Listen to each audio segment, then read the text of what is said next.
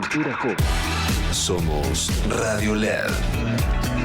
Una nueva forma de entender la radio. En cada rincón de la Argentina hay una fuerza capaz de mover al mundo. Estamos ante el desafío histórico de liderar el cambio de la matriz global. Aquí empieza Transición Energética. Ese puente imprescindible que une al petróleo y el gas, la minería y las renovables. Con la conducción de Ignacio Ortiz y la participación de columnistas e invitados que ayudan a entender todas las dimensiones del sector más dinámico de la economía. Transición Energética.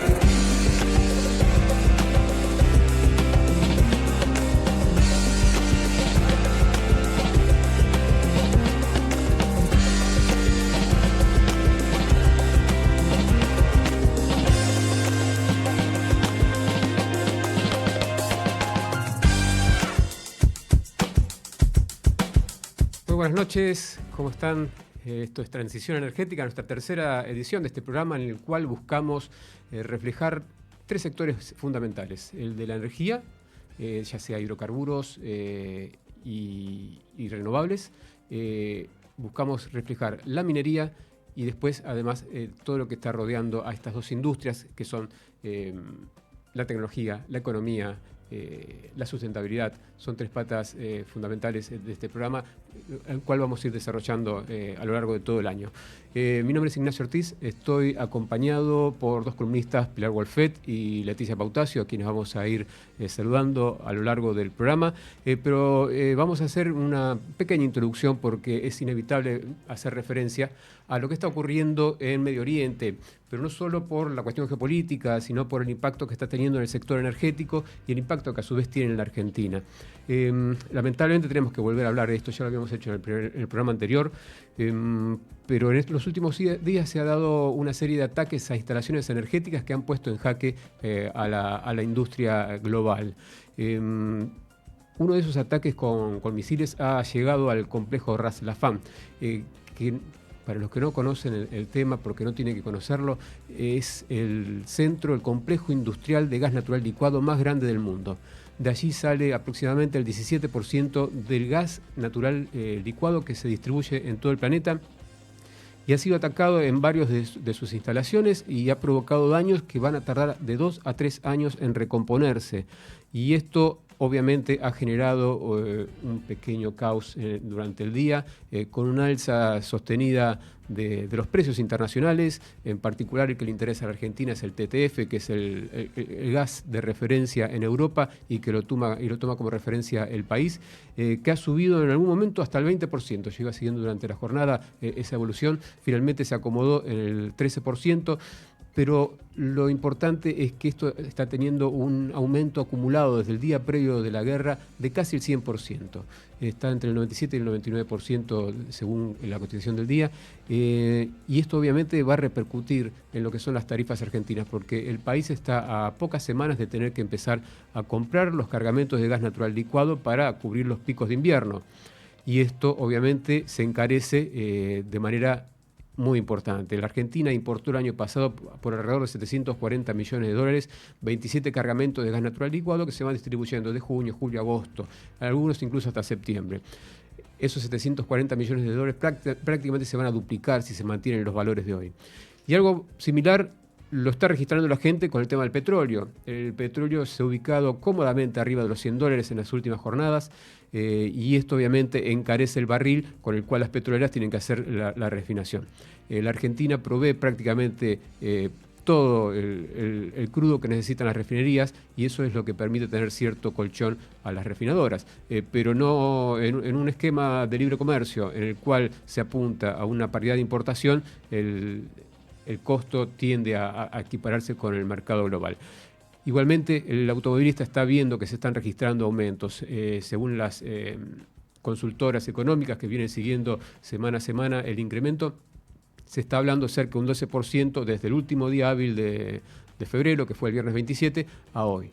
12% de aumento que a su vez tiene un impacto inflacionario importante, que es uno de los temas que preocupa obviamente al gobierno.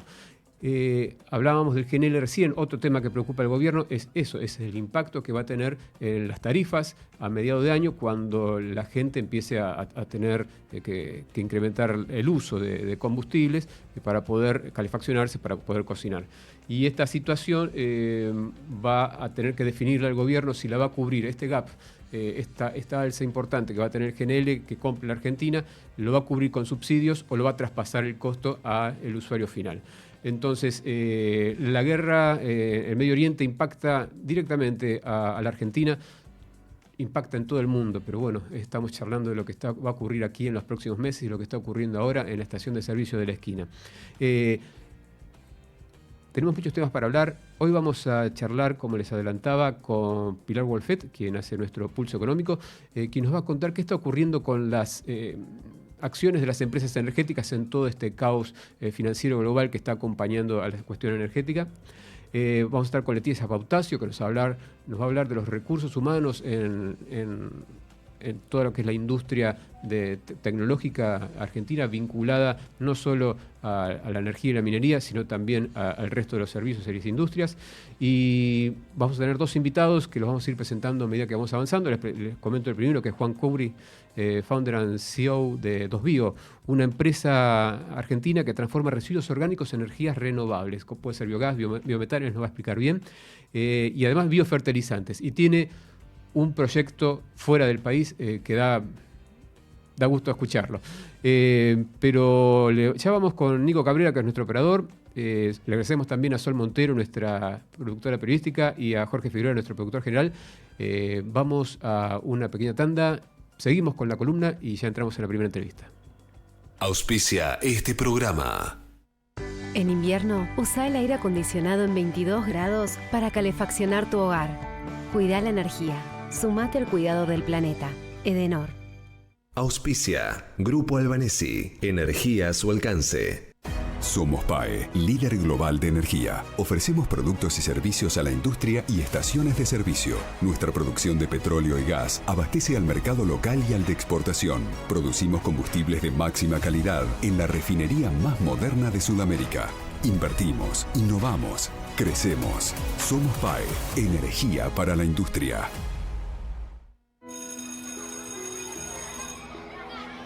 Alguien abrazó, alguien alentó, alguien corrigió, alguien felicitó, alguien educó.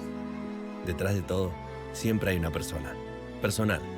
Cada vez más personal. Telecom Argentina S.A. General Horno 690 Cava, CUI 30 63 94 53 73 8. Transición energética.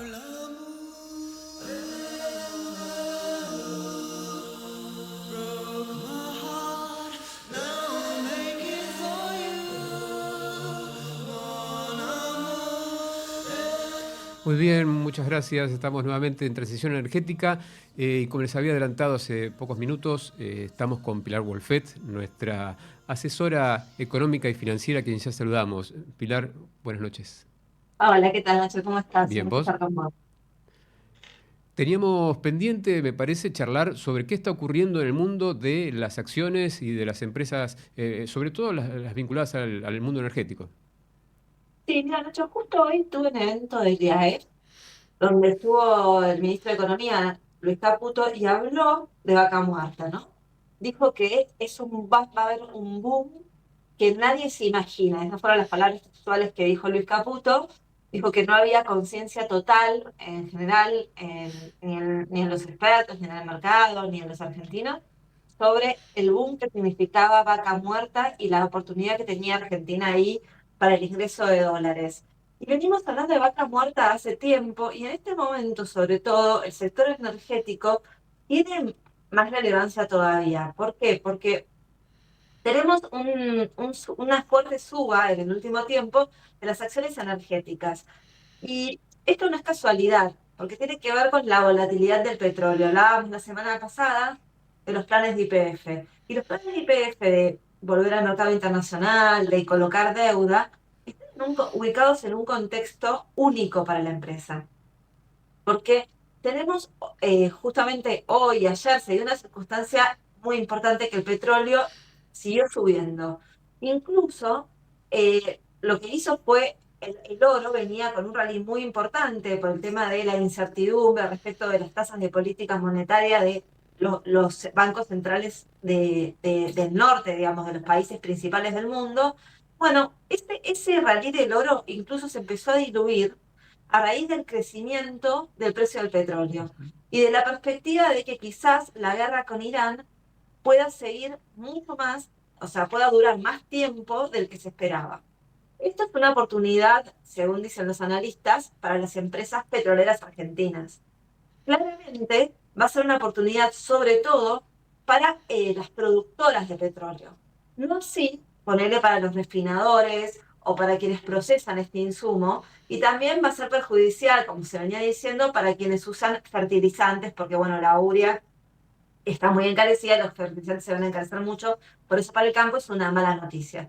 Pero para empresas como Vista e YPF, hacia adelante, la perspectiva, si se prolonga el conflicto bélico en Irán, es muy positiva. De hecho, por ejemplo, ADCAP había evaluado, o sea, por nombrar una LIC, ¿no? O en general los ALICs habían evaluado la acción, por ejemplo, de Vista en alrededor de $84 y la habían actualizado y todavía no habían actualizado teniendo en cuenta una prolongación del conflicto bélico.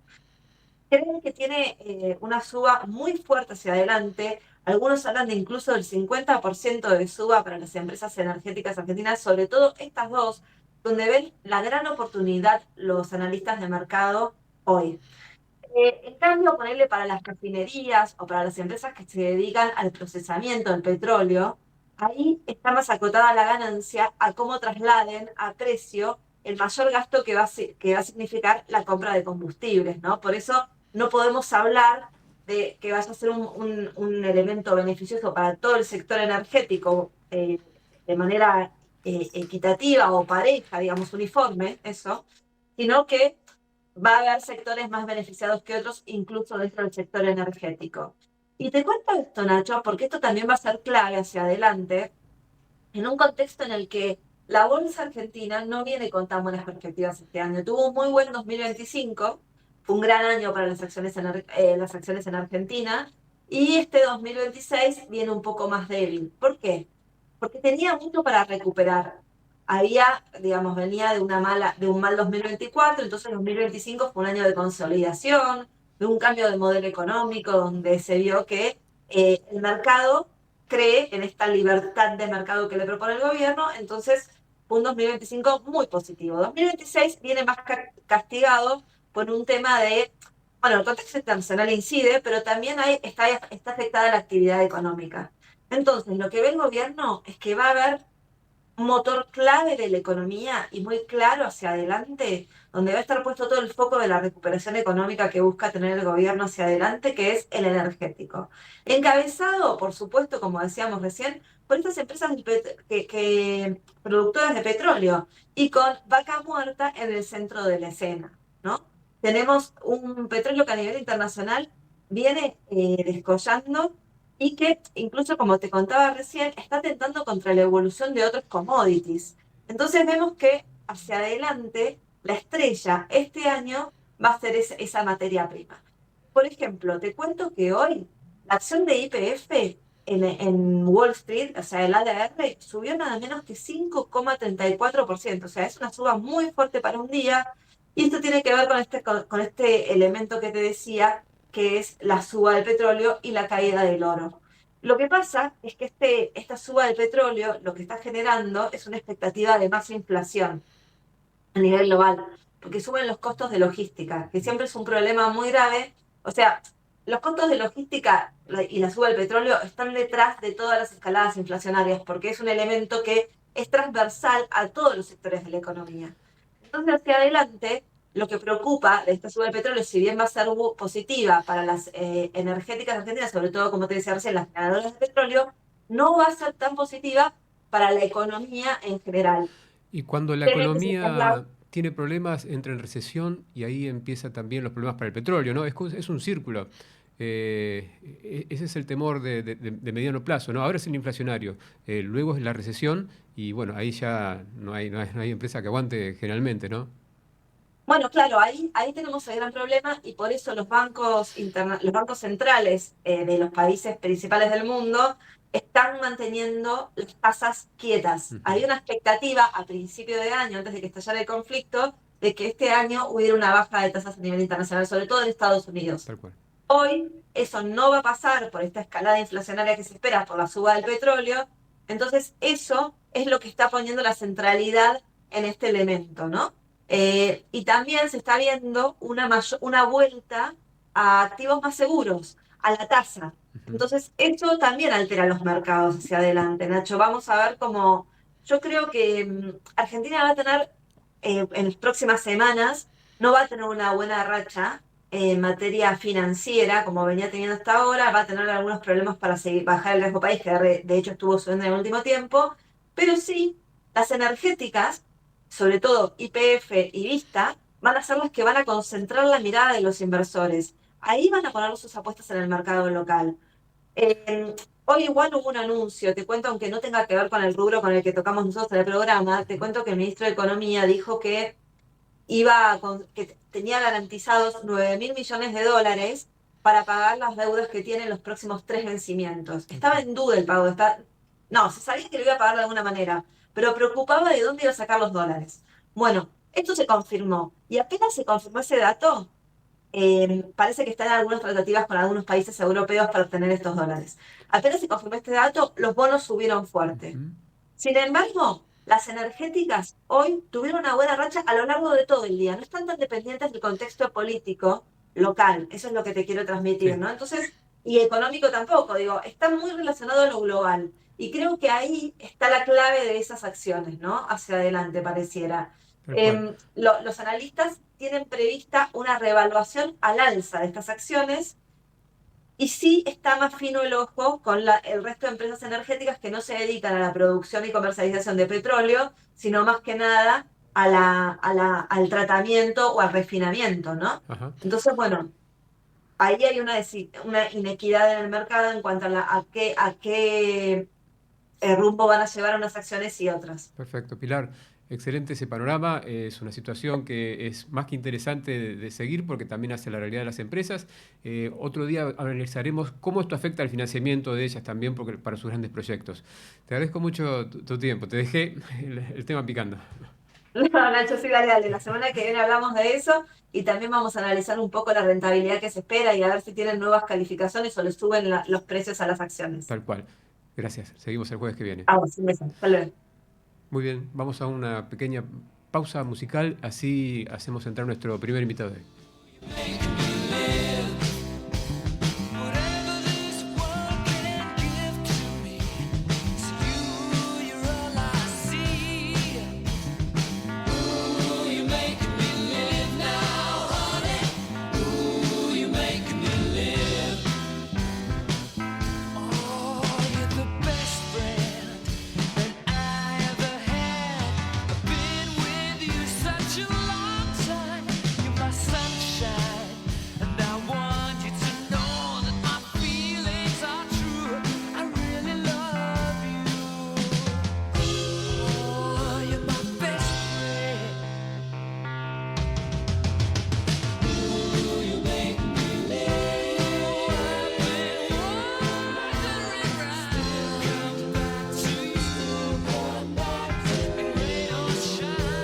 Muy bien, bueno, aquí estamos con lo prometido, que es con Juan Curi, que está a mi derecha, a quien saludo. Le agradezco tu presencia, te agradezco tu presencia. CEO, founder and CEO de 2Bio. Te habíamos presentado una empresa que transforma residuos orgánicos en energías renovables. Pero comentame brevemente, como para intro, ¿qué es 2Bio? ¿Y cuándo creció? ¿Cuándo nació? 2Bio nació en el año 2015. En primer lugar, muchísimas gracias, Ignacio, por la invitación y a Transición Energética. Éxitos en este nuevo programa. 2Bio nació en el año 2015 con el objetivo de transformar pasivos ambientales en energía y en biofertilizantes. Uh-huh. Entre 2015 y 2019 quisimos tener una curva de aprendizaje y hemos instalado en el país más de 200 plantas de baja escala, representando una empresa que está en Tel Aviv, Uh-huh. Home Biogas. Y luego comenzamos a desarrollar ingeniería para grandes compañías, como Dreyfus, Arcor, etc.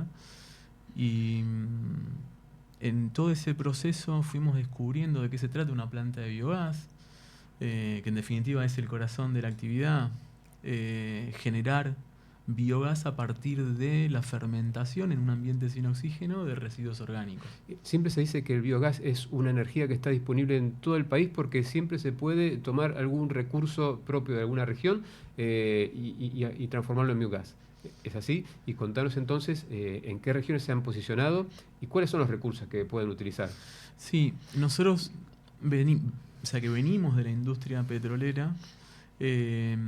Empezamos a visualizar el país denominando los yacimientos bioenergéticos en función de estos residuos biomásicos o estos recursos biomásicos, ya dejándolo de llamar residuos, identificar la disponibilidad de este recurso en superficie comparado con el hidrocarburo.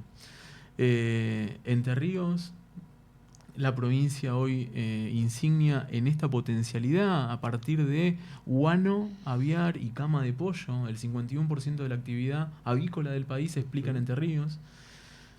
Cuando mensuramos la potencialidad energética de ese residuo de la actividad avícola, nos encontramos con la posibilidad de producir 300.000 metros cúbicos día de biogás. Estamos hablando, para tener un orden de magnitud, de Manantiales Ver, en la provincia de Chubut.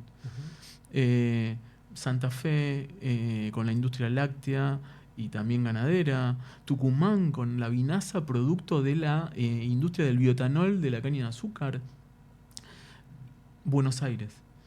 Y cuando vemos esa distribución del recurso biomásico y montamos sobre ese mapa la red de gasoductos que tiene Argentina, que es la red más extensa de Sudamérica, bueno, vemos una potencialidad, pero una potencialidad no para competir con la industria de hidrocarburos, sino para ser aliados, porque lo que tenemos para exportar es descarbonización. Tal cual. Ustedes, esto arranca en primero una necesidad ambiental de poder darle un fin útil y provechoso y energético a ciertos desechos. Pero además tiene un potencial muy grande como complemento, me parece, del gas, ¿no? Comentanos entonces cuáles son los usos que están teniendo hoy el día el biogás. Sí. Muy buena pregunta, porque en el contexto actual, donde por ejemplo Enargas reasigna la distribución de transporte en firme, la distribución y transporte en todo el país, particularmente en esta región, en Entre Ríos, Gasnea, que es la distribución de gas que proviene de Vaca Muerta, a partir, este año va a distribuir menos gas por la nueva asignación de transporte en firme. Entonces, el biometano que se va a inyectar en el gasoducto de Gasnea va a jugar un papel preponderante, fundamentalmente para las industrias. La industria avícola hoy en Entre Ríos se abastece mayoritariamente con GLP. El biometano, que es el biogás purificado y comprimido, es biogNC. También se puede licuefaccionar y transformarse en bio-GNL. En definitiva, ese GNL o GNC, comparado con el fósil, tiene un origen que transforma un residuo en energía. Cuando comparamos el bio-GNC versus el GLP, nos encontramos con que no necesita un subsidio ni una política para estabilizar precios o fijar precios. Es más barato. Bien. Y en bio-GNL, compite con el diésel. Y el bio-GNL versus el diésel tiene un diferencial de precio de 40% más económico. Y ni que hablar de la menor contaminación que tiene el uso de ese tipo de líquidos, ¿no? Imagínate poder abastecer de bio-GNC o bio-GNL a los transportes de arenas que van a Vaca Muerta. ¿Te puedo preguntar sobre eso? Sí, por supuesto. ¿Están trabajando en algún proyecto sobre ese punto? Porque recordamos, Vaca Muerta utiliza miles de toneladas a diario de arenas para el fracking, el famoso fracking, que vienen de Entre Ríos. Tienen a veces se hacía por barcaza hasta la costa de Bahía Blanca, pero generalmente se está haciendo por camión. Y y eso tiene un costo muy importante en transporte, en logística y en combustibles. Y las empresas venían buscando soluciones para bajar el costo de distintas maneras, ¿no? Contanos entonces, ¿qué está pensando Vaca Muerta con respecto al transporte y ese combustible? Sí, bueno, de hecho ya han comenzado las fracturas a gas. Y la transición a gas como es el combustible de transición, justamente. Y como decía anteriormente, en Entre Ríos va a faltar gas por la nueva asignación de transporte en firme. Y nosotros que ya tenemos el estudio de factibilidad, estamos trabajando, hicimos un acuerdo con Entre Ríos, con el gobierno provincial, y estamos trabajando en la estructuración del proyecto para presentarlo en RIGI. El objetivo es abastecer de GNL y de GNC a industrias y transportes. Fundamentalmente los transportes que necesitan, por un lado, el producto físico y por otro lado, la descarbonización. Y aquí juega un papel fundamental justamente la industria hidrocarburífera, que necesita, por un lado, descarbonizar para tener un producto más competitivo, no solo en costos, sino en impacto. Pero por otro lado necesita el abastecimiento físico en una región donde va a faltar. Y en eso estamos trabajando. A veces no se menciona lo suficiente, pero pensando al futuro, cualquier empresa, ya ni siquiera del sector energético, va a necesitar transformar su matriz energética y los combustibles que utiliza. Porque el mundo, bueno, hasta el mundo que conocíamos hasta hace 2 semanas, iba hacia una barrera casi paralancelaria para aquellos productos que no respetaban una huella de carbono sustentable, ¿no? Y parte de eso se logra precisamente con combustibles verdes, sostenibles y que respeten el medio ambiente. ¿Qué aporte le genera esto a una empresa en ese sentido? Fundamentalmente competitivo, por traer ejemplos, el aluminio, el acero, commodities que para ingresar en la Comunidad Europea, por ejemplo, que a partir del 1 de enero de este año tiene la frontera de carbono. Pero por otro lado, y acá voy a unir con nuestro proyecto radicado en Alemania. Era la frutilla del postre esta, es la que vas a contar ahora, sí. Te lo voy a spoilear, sí, pero sí. para entender, una planta de biogás genera diferentes productos, es un sistema digestivo, y en términos de caudal genera más biofertilizante que energía. El biofertilizante que se produce, y nosotros logramos una innovación y la logramos patentar globalmente, y tuvo aceptación en Alemania y estamos radicados allí, en Hannover. El fertilizante agrupa urea, o sea, el reemplazo de la urea, nitrógeno, fósforo y potasio, y ahí es donde vemos también una potencialidad para dinamizar y expandir la industria del biogás en Argentina. Nosotros tenemos, como decía antes, la principal red de gasoductos y tenemos a Vaca Muerta. Forzar un mercado de biogás para consumo en Argentina es un negocio de nichos. Pero producir biofertilizantes para exportar a un mundo donde el conflicto está muy lejano y la necesidad de nutrientes para la seguridad alimentaria es crucial, lo podemos hacer desde Argentina como ya lo estamos haciendo en Europa. También el mercado interno, porque Argentina se abastece de urea el 50% y el resto le importa. Comentame cómo llegaron a Alemania, cómo fue esa posibilidad de lograr financiamiento allá y de tener una unidad de negocio propia. Comenzamos con un proyecto de investigación y desarrollo en el año 2017 en Argentina. Fuimos trabajando con equipos de CONICET y diferentes academias,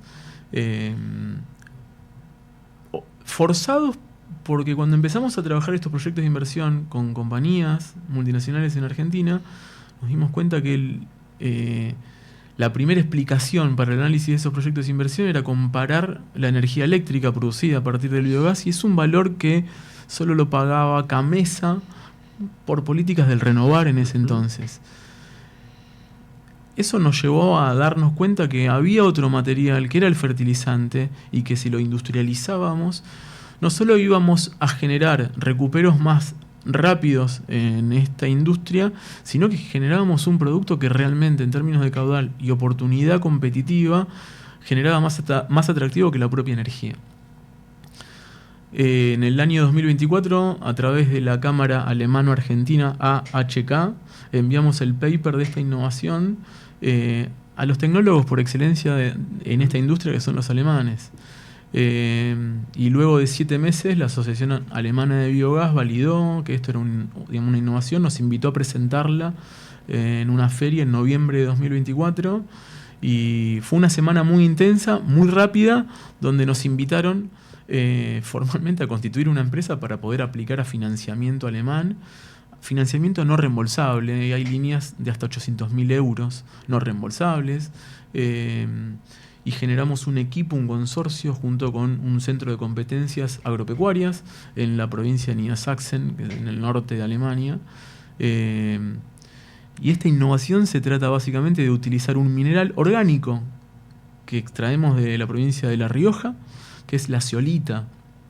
La zeolita, a través de este proceso físico-químico, absorbe los nutrientes de estos efluentes líquidos que salen de la planta de biogás, y se genera un producto final que es un biofertilizante sólido, granulado, especialmente identificados para etapas de crecimiento de los cultivos.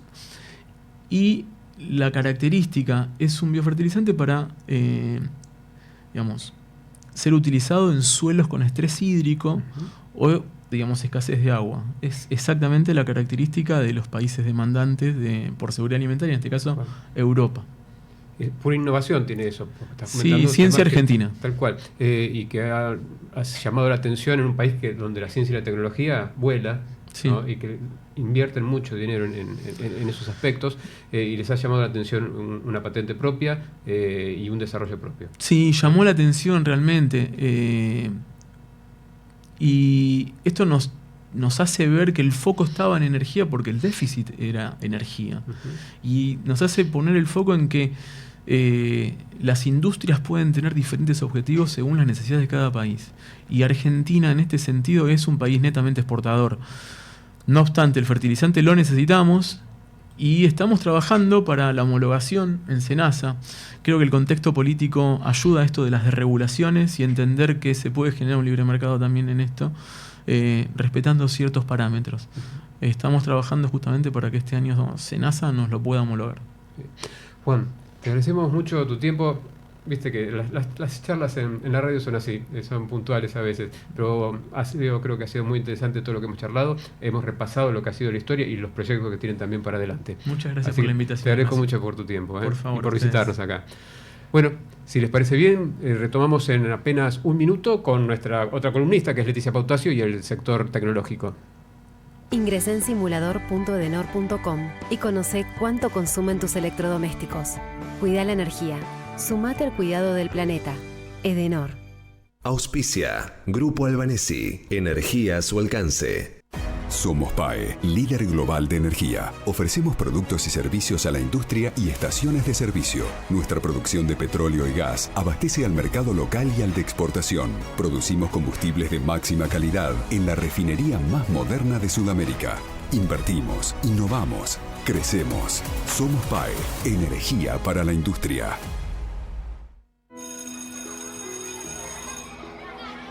Alguien abrazó, alguien alentó, alguien corrigió, alguien felicitó, alguien educó. Detrás de todo, siempre hay una persona. Personal. Cada vez más personal. Telecom Argentina S.A. General Horno 690 Cava, CUI 30 63 94 53 73 8.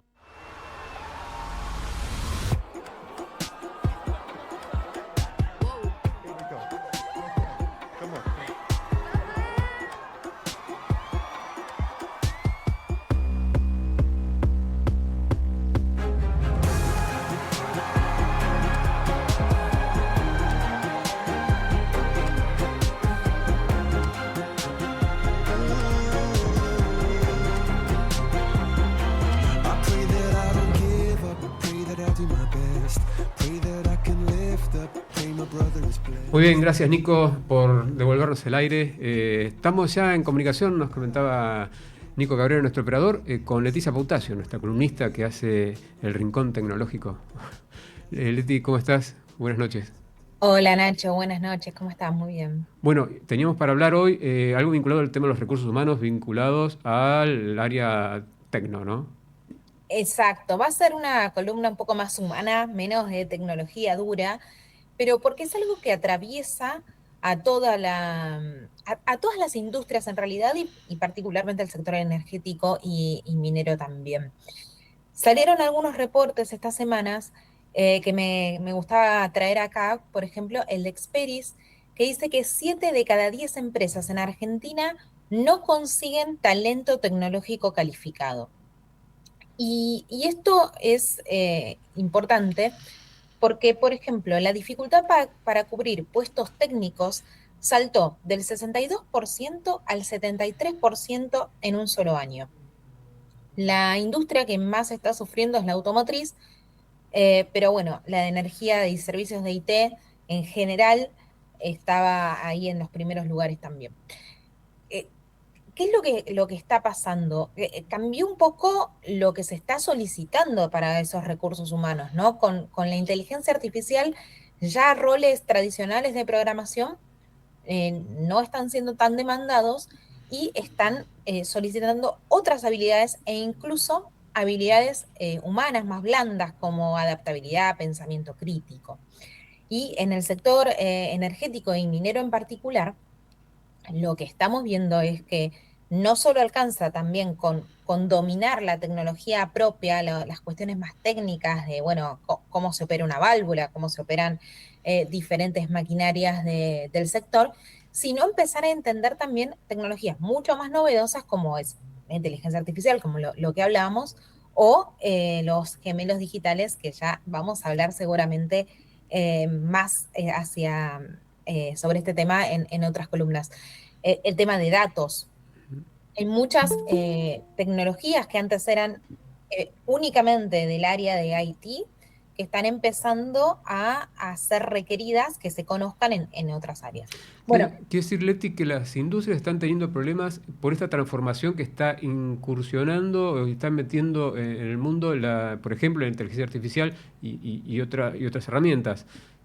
Sí, porque lo que está pasando es que la inteligencia artificial particularmente está atravesando a todos los perfiles. Entonces, y sobre todo a los perfiles de programación, por ejemplo, está pasando que los perfiles más junior no están siendo tan demandados porque muchas cosas se están automatizando y resolviendo con inteligencia artificial. Entonces están buscando, por ejemplo, los perfiles que se buscan ahora tienen más que ver con perfiles que conozcan del negocio sobre el que se va a desarrollar tecnología para resolver el problema. Entonces, por ejemplo, una empresa es de software y tiene que desarrollar una solución para el sector minero, bueno, necesitan que esas personas no solo sepan codear, sino que entiendan del sector para el que van a codear. Entonces, ahí hay también un cambio bastante importante en qué es lo que se está buscando y el talento es cada vez más especializado a los diferentes industrias. Entonces, quiero traer algunas iniciativas que se están haciendo porque las empresas entendieron este problema, entendieron el problema de encontrar el talento tecnológico y, por ejemplo, en Vaca Muerta, esta semana se estuvo presentando el Instituto Vaca Muerta. Esto se desarrolla en el Polo Tecnológico de Neuquén y es una inversión privada que parte de muchas de las empresas que hoy están trabajando allí en Vaca Muerta, YPF, Total Energy, Vista, Chevron, Pampa Energía, seguramente me estoy olvidando de varias que están trabajando en este instituto, pero la idea es formar entre 2.000 y 3.000 trabajadores por año y ya se inscribieron ahora 17.000 personas. Así que hay una demanda importantísima, pero la idea es justamente formar a estas personas en las necesidades que requiere la industria en materia tecnológica. Para poder achicar un poco esa brecha, porque hay una brecha entre lo que se enseña normalmente en las universidades, en las capacitaciones tradicionales, y lo que se está demandando hoy por lo rápido que cambia la tecnología.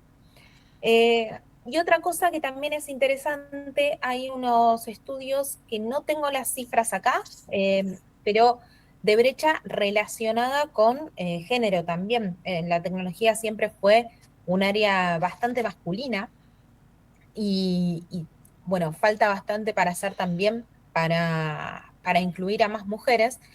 Y para eso Telecom, por ejemplo, está trabajando también desde los perfiles de mujeres más jóvenes y acaba de lanzar una nueva edición de Chicas Digitalers, que es una propuesta gratuita de cursos para niñas en realidad adolescentes, que es bueno, una formación 100% online, y también están arrancando las inscripciones hasta el 14 de abril, se pueden inscribir, y la idea es empezar a también tomar contacto con la tecnología, a ver qué se puede hacer y empezar a capacitarse y a especializarse, porque lo que está sucediendo es que hay brechas todavía, pero porque no solo no hay tanta gente que se capacita, sino que también está cambiando todo el tiempo lo que se requiere de esos perfiles.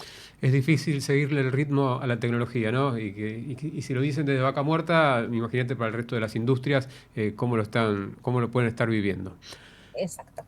Leti, te agradecemos mucho tu columna, nuestra frontera tecnológica, a la cual nos acercabas cada jueves. Nos vemos el próximo jueves. Nos vemos el próximo jueves. Muy bien, bueno, muchísimas gracias. Este es el momento en el que nosotros decimos está evolucionando el sector energético, ¿sí? Está evolucionando hacia un lugar que todavía no está muy claro, que hay un espejo muy grande en Estados Unidos, por ejemplo, porque tiene que ver con el Permian, con los grandes recursos no convencionales en Estados Unidos, y que van un poco más de un paso, unos pasos más adelante de lo que está ocurriendo en Vaca Muerta, pero es un buen reflejo y hay mucho trabajo por hacer. Si les parece, vamos a ir de lleno a nuestra próxima entrevista, si aprovechamos el tiempo. Ustedes disculparán si querían escuchar algo de música, pero lo vamos a pasar por encima a ese momento, porque estamos en contacto con Juan Bosch, que es el presidente de SAESA, que es una de las mayores comercializadoras de gas natural y renovables en la Argentina. Y primero te saludo, Juan. Buenas noches, ¿cómo estás? Buenas noches, ¿cómo estamos? Muchas gracias por el contacto. Bueno, gracias a vos por atendernos. Te queríamos consultar hoy porque venimos de algunas noticias interesantes que vos ya nos venías adelantando hace casi un par de años, que la Argentina iba a tener que trabajar sobre esto, que es todo lo que tiene, y que fue motivo de anuncio de la Secretaría de Energía, que tiene que ver con este reordenamiento de las rutas del transporte del gas natural, ¿no? Y para que se pueda entender de qué se trata, queríamos charlar con vos y que nos comentes hacia dónde va este reordenamiento que propone la Secretaría de Energía. Buenísimo. Veamos un poquito de dónde viene, si te parece, para entender hacia dónde va. Esto viene de cómo era la producción de gas natural en Argentina hace un tiempo largo, cuando al privatizarse todo el sistema de gas natural, se asignaron rutas de transporte y por consiguiente contratos de transporte. En el norte argentino, en Salta puntualmente, se producían casi 25 millones de metros cúbicos por día. Es decir, que abastecía poco más de un 26-28% del total del consumo del país. Por ende, las rutas de transporte estaban pensadas para ir desde Salta hacia los grandes centros de consumo, pasando por Córdoba, Santa Fe, Buenos Aires, etc. Entonces, había un alto porcentaje de todas estas localidades que tenían asignado una ruta de transporte norte a centro, o norte a sur, si queremos llamarle. Otra parte era Neuquén, que era mucho menor que lo que es hoy, y otra parte era el sur. ¿Qué ocurrió desde aquella época hasta ahora? El norte depletó, es decir, dejó de producir gas natural, se redujo de 25 millones a 2,5 millones. Eso es lo que hoy produce la cuenca norte, solamente 2,5 millones. Todo el resto de gas que producía la cuenca norte, ¿quién lo está aportando? Durante un tiempo se lo compramos a Bolivia, que también está con dificultades de gas, y además que nos vendía gas mucho más caro que lo que pagábamos en Argentina. Y ahora ese gas lo estamos comprando esencialmente de cuenca neuquina. Entonces los gasoductos que iban de norte a sur ahora funcionan al revés, se han revertido. Entonces van de Neuquén, viene hacia el centro del país el gas y sube por esos mismos ductos hacia el norte. Por eso se hablaba de la reversión del gasoducto norte y de todos estos cambios. En el sur también hay capacidad de transporte disponible porque la cuenca, si bien han hecho algunas inversiones, no alcanza a cubrir lo que se va depletando, lo que va perdiendo de producción. Entonces, hay más transporte que gas en el sur. Neuquén también ha suplido en parte al sur. Perdón. Hubo un cambio, cambió el mapa energético entonces. La Argentina tiene sus fuentes energéticas en distintos puntos de lo que era 2 décadas, 3 décadas atrás. Y por lo que entiendo, el tema tarifario, el tema de la distribución, no fue acompañando esa nueva realidad. Correcto, durante mucho tiempo este cambio se vino dando a lo largo de los años, pero ya era muy notorio hace bastante tiempo. Hablamos el año pasado y creo que el año anterior también de una situación un poco peculiar que se daba, que un usuario cordobés o santafesino tenía en su mix de cuenca, en el gas que él debía comprar, un porcentaje muy alto de gas del norte.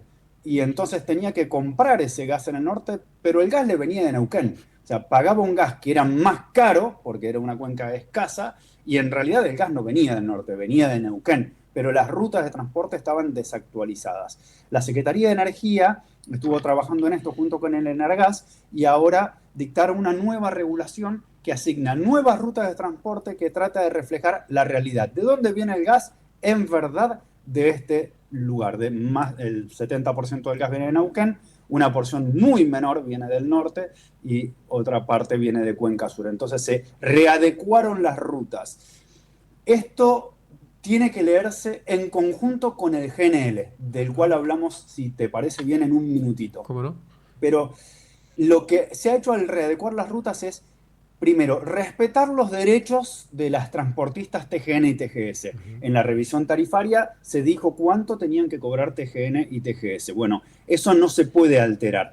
Solo que ahora los que lo tienen que pagar son un poco distintos. No va a pagar el usuario cordobés o santafesino Salta Córdoba, Salta Santa Fe, sino que va a pagar Neuquén Santa Fe o Neuquén Córdoba, que es de donde viene en verdad el gas. Entonces, el Enargas está reequilibrando todas estas cuentas para, respetando los derechos de propiedad, establecer las nuevas tarifas.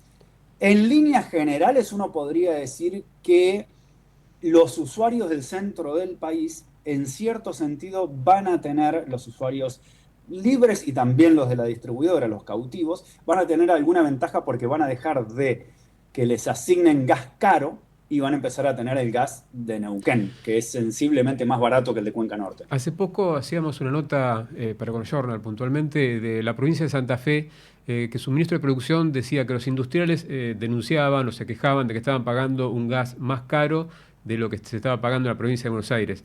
Y le reclamaba al Enargas que ponga un poco de horno, que aclare por qué se da esta situación. Creo que la respuesta vino con esta situación, ¿no? Con este reordenamiento. Exactamente. Este reordenamiento quiere atender a esa situación, que era una norma que había caído en una grave desactualización y, en cierto modo, un desequilibrio, ¿no? Y Juan, ¿qué pasa con los contratos? Porque cada distribuidora tiene un contrato con una industria, tiene un contrato con su proveedor. ¿Qué pasa con todos esos contratos que se han firmado, algunos de ellos de largo plazo? Bueno, hay una gran mezcla con los contratos porque durante unos 20 años hemos estado toqueteando todo este sistema y no respetando demasiado lo que estaba firmado. Entonces, ahora nos encontramos en una situación donde hay que readecuar todo esto. Hay que entender algo. En gas natural, la demanda prioritaria, ininterrumpible, es la demanda hogareña. Son los hogares y a veces entran en la misma categoría pequeños comercios que es muy difícil distinguirlos de los hogares. Entonces, ellos tienen la prioridad absoluta. En cualquier escenario de merma de la disponibilidad de gas, al que no se le puede cortar es al domiciliario. Todos los demás son otra categoría de usuario, que no es ininterrumpible. Son usuarios que pueden tener un derecho firme, es decir, que tienen prioridad un poco menor que el hogareño, pero es la más firme de todas las demás. Firme con ventana, es decir, que durante un periodo del año no tengan esa firmeza, o directamente interrumpible. Por supuesto que cada una de estas categorías paga un costo relacionado con la calidad de la situación que tiene.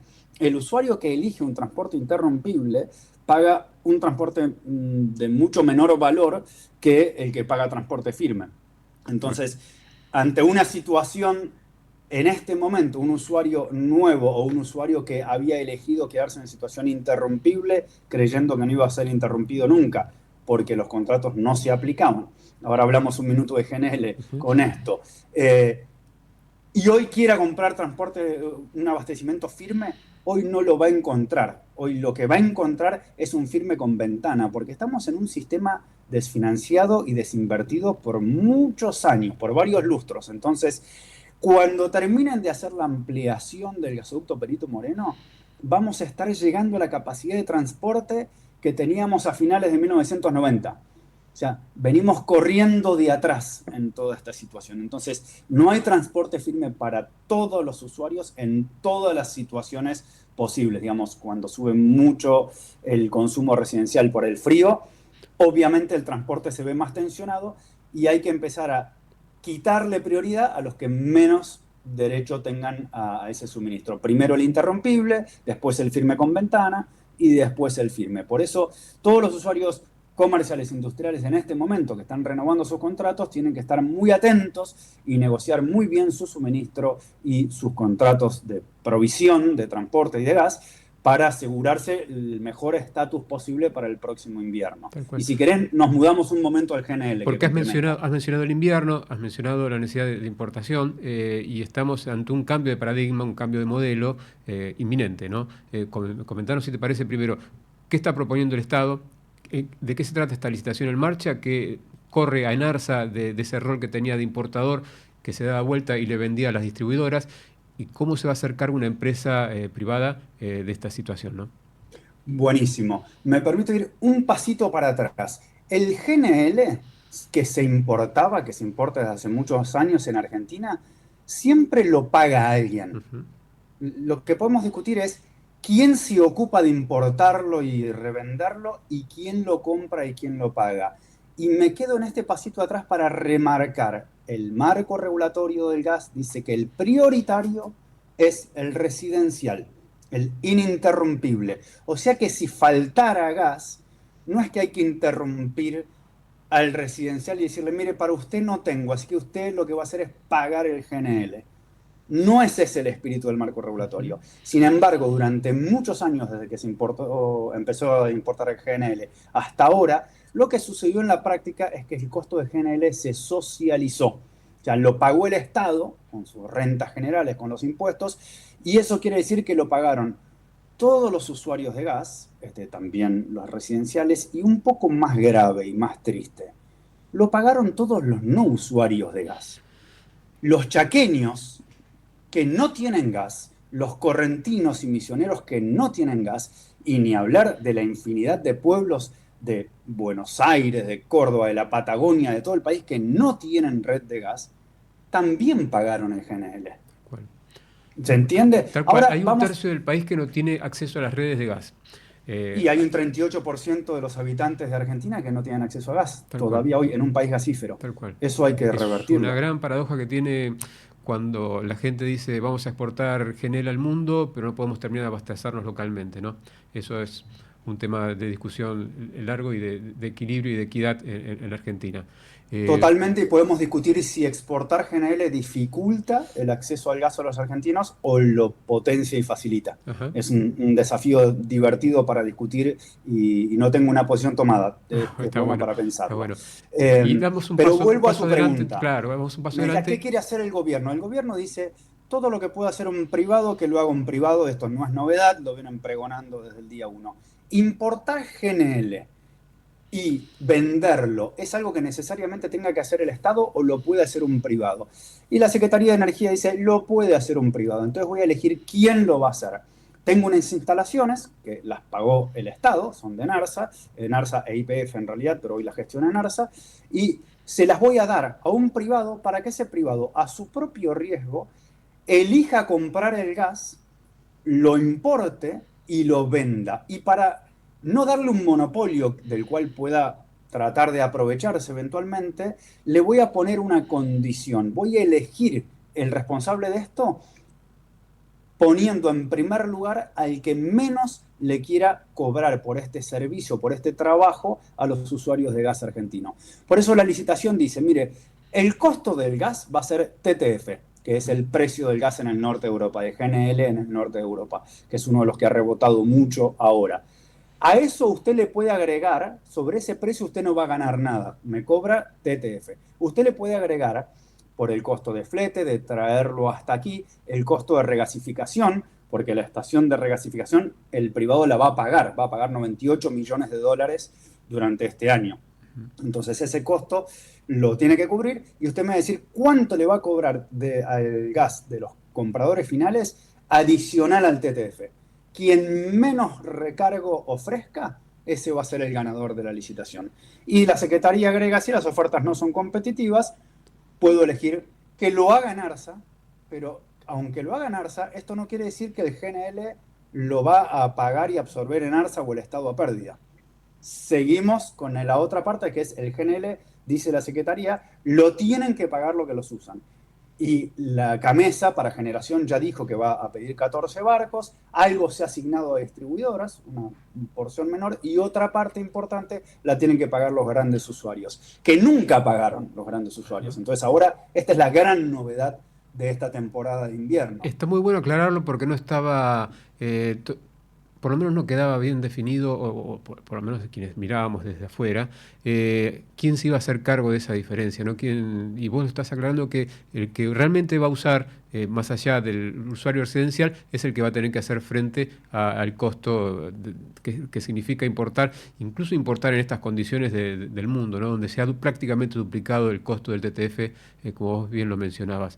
En un minutito, porque estamos casi terminando el programa, ¿ves que termina de buena manera este esquema? ¿Ves que el gobierno va a poder consolidar este paso grande que está dando el corrimiento de ENARSA con un privado? ¿O hay un tema débil que hay que resolver? Sí, estamos en una coyuntura muy delicada por esta lamentable guerra y todos los efectos que está teniendo, no solo humanitarios, sino también a nivel energético, pero yo no veo un óbice para que esto pueda avanzar, porque en definitiva las instalaciones están, no hay mucho más riesgo que ser la primera vez que hay que colocar el GNL en el sector privado y hacer esa gestión. Pero y el riesgo es que con esta volatilidad y un costo más alto que lo habitual sea un poco más complejo, pero es un costo más alto contra menos volumen, porque vamos a importar menos volumen que años anteriores. Así que yo creo que sí que puede llegar a buen puerto, ojalá haya muchos oferentes y ojalá sea muy competitivo el costo que ofrezcan. Bueno, en pleno invierno hablamos de vuelta y me decís cómo viene ese suministro de GNL al sistema, ¿no? Va a ser un enorme gusto. Juan, te agradezco mucho tu tiempo, presidente de SAESA, pero además consultor de tantos periodistas que necesitamos de vez en cuando aclarar un poquito los tantos y siempre sos muy gentil para atendernos. Me queda grande ese saco, pero bueno, lo que puedo hacer lo hago con muchísimo gusto y ojalá que les sirva para que la gente entienda un poco más tema complejo. Es importante eso. Muchas gracias y seguimos en otro momento. Gracias, Juan. A ustedes siempre. Hasta luego. Era Juan Bosch, presidente de SAESA, una comercializadora de gas natural y renovable. Si tenés una empresa que necesita autoabastecerse o generar algún negocio y achicar costos, es el lugar indicado. Vamos a un pequeño separador para ya despedirnos.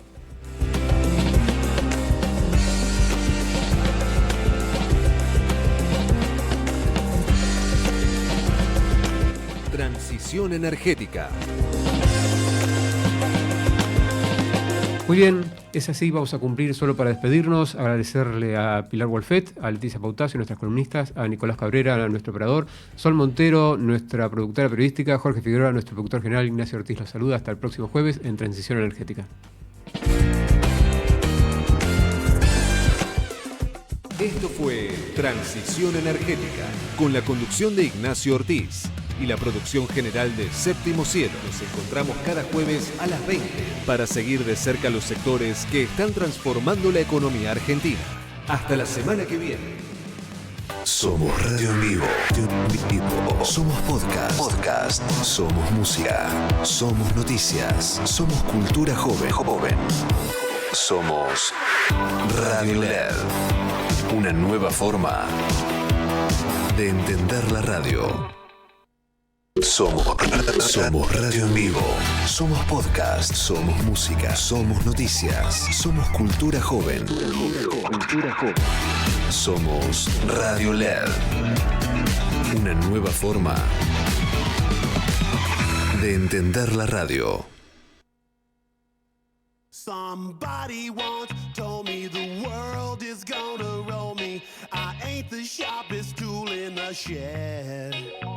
She was looking